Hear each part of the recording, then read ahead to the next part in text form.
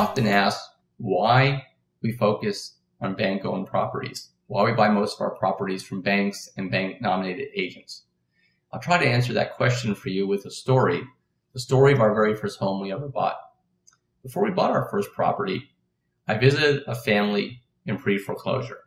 And I found when I left the property on the street, as I get into my car, I started bawling like a baby.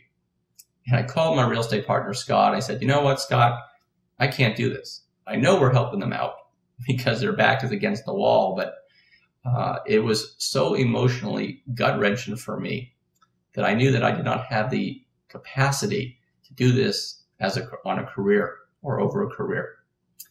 So the next property we found, I was speaking to a divorced lady who had a very sad story. She's about to lose her home a couple weeks later in pre-foreclosure. And with that previous experience, I had no desire to go out and see her at her home.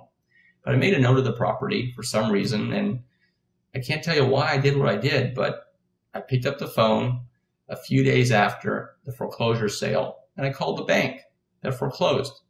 I said, I know a little bit about the property. I just spoke a few weeks ago to the former owner, and it sounded like something we'd be interested in. Can I get in?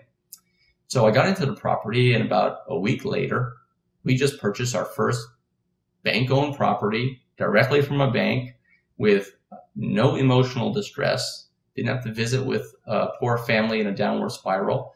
I called my real estate partner, Scott. I said, Scott, this was a piece of cake. This was really easy.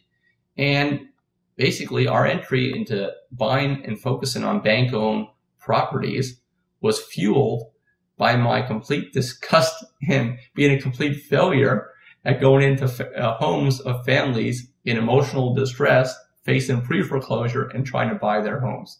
That's a good way to buy, and many investors do real well with it. And I do believe that you're really helping out these families. But what a lot of these seminars and books don't tell you is that it's emotionally gut-wrenching, and it's not for everybody.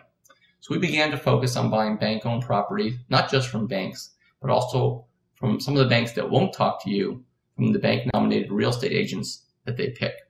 And our focus is on buying them before the properties pop up on MLS. That's all I'm going to give you today. And if you want to find out more, please come and attend my upcoming event at your real estate club. And I'll tell you the secrets of buying bank-owned properties for pennies on the dollar. See you soon.